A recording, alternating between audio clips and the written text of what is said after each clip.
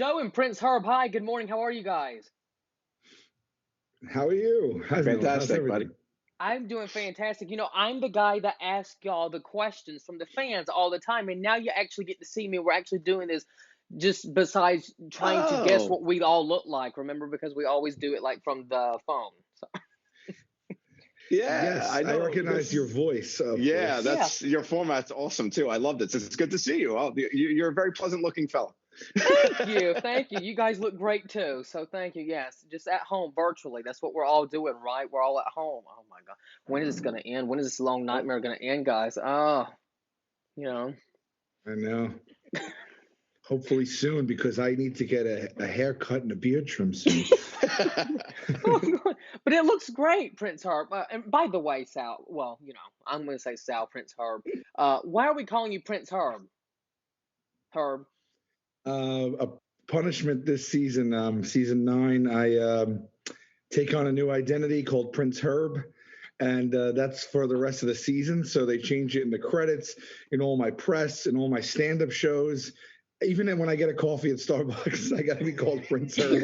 At Starbucks, you have to be called Prince Herb. My earrings aren't in right now, but they pierce both my ears, and I have to wear cubic zirconia studs for the rest of the year as well. What? When we grew up, a herb was a jokey way of calling someone a cornball. So they're basically making me the epitome of a cornball. Yeah. Which they didn't have to do much, apparently. Just a name change and some earrings.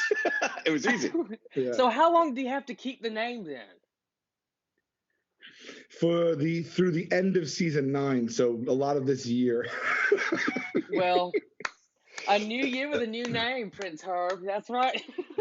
Oh my God. We're reinventing and reintroducing the Sal Vulcano that everyone knew and letting him get in touch with his inner royalty, Prince Herb.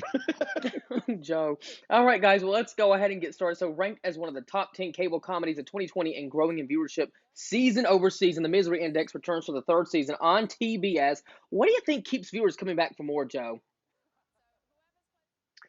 I think, honestly, it's it's an easy game to play along with, which is a lot of fun. I think everybody has an opinion on how miserable an event could be and stuff. So I think the play along is really fun. It's one of those game shows where your opinion, you're basing it on your opinion. It's not a trivia game. It's not, your brain doesn't matter as much as just your opinion on how miserable something is. So I think that's fun. And, we're just so funny. I think that everyone's just coming back for us. I mean, honestly. You guys are hilarious. Yes, I cannot agree more, Joe. But now, as we were talking about the pandemic and everything, all of us at home, what is one thing that you guys have enjoyed about this quarantine process, or maybe learned about each other and the whole gang from Impractical Jokers? Herb. Yes. What have we learned about each other through all this? Man, look, we have spent every single day with each other from high school. It's been a lot. We traveled together, we worked together, we had like 6 jobs together. So this was the first time we were ever away from each other with any significance. Like if it was a week, it'd be a lot. And it's been like almost a year now. And I don't know, we kind of didn't, we just, in the face of this, we created a new show called Dinner Party, and we were able to shoot season, 4 of the Misery Index.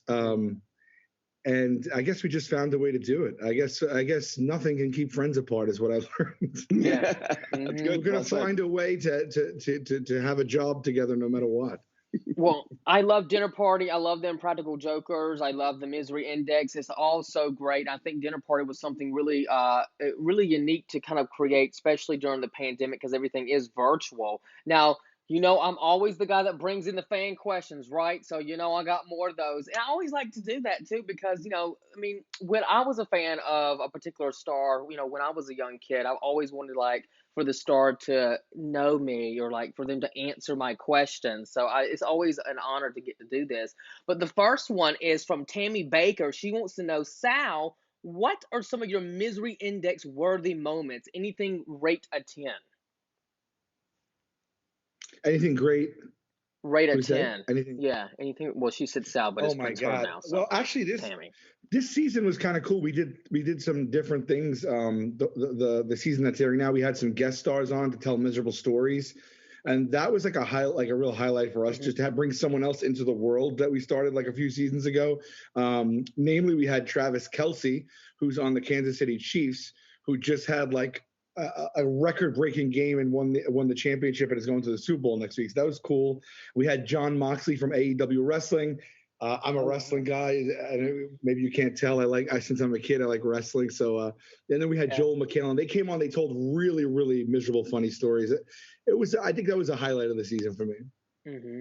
Well, lastly, I want to one more question from a fan, Donna Malone. She says, "Please let them know that they are doing a lot of good in making people laugh." I don't think this is really a particular question, but just a comment. She says, "Especially now, laughter is the best medicine. God bless them." Joe, I want to ask you, how good does that make you feel to know that you guys and just you and the whole gang are making everyone laugh through, the scary and dark times that we're going through in the country? It's something that we've always prided ourselves on. We like to be an escape for people, to forget all the BS that's going on in the world for a half hour at a time. That's like our motto. So we've through our shows, and like Sal said, through Dinner Party, that was a blessing to keep it going through the pandemic. And then, for kudos to the production team to let us be able to produce this season safely in a pandemic and be able to get this done. To Jameela as well. Everybody was good partners, and we're happy just to be back in houses and make people smile. I love Jameela, right? From The Good Place. Oh, she's fabulous. And she's such a great host at this, too, The Misery Index. She kills it. She's so great. It's hard to do what she does. I think she has the hardest job. She makes it look easy, too. So props to Jameela, our buddy. Yes. Oh, my goodness. Joe and Prince Herb for the rest of the year. That's what we're going to call you. So... Sal's really like, oh gosh, why did I ever agree to this? This is torture. But it's such great. This is his life now. It's not going to stop after this year. Okay, now what is going to be your name in 2022? People are going to call me forever. What will be your name in 2022 then, Herb? You got to ask the guys. Ask the guys. Maybe we'll make him renounce the throne. Maybe, who knows? All right. Okay, Joe and Prince Herb. Well, tell our viewers where they can tune in to the new season of The Misery Index on TBS. You're going to want to tune in every single Tuesday night, 10:30 p.m. Eastern, only on TBS. Oh, yeah. TBS. Yeah. A little dance. You got to have a little dance. A little dance. We'll add in some groovy music or something. All right, Joe and Prince Herb, you guys have a great morning. Thank you for taking time to speak with me. It was a whole lot of fun. It was great to see you guys, too. Good to speak to you again, Noah. Always great talking to you, Noah. Y'all take care.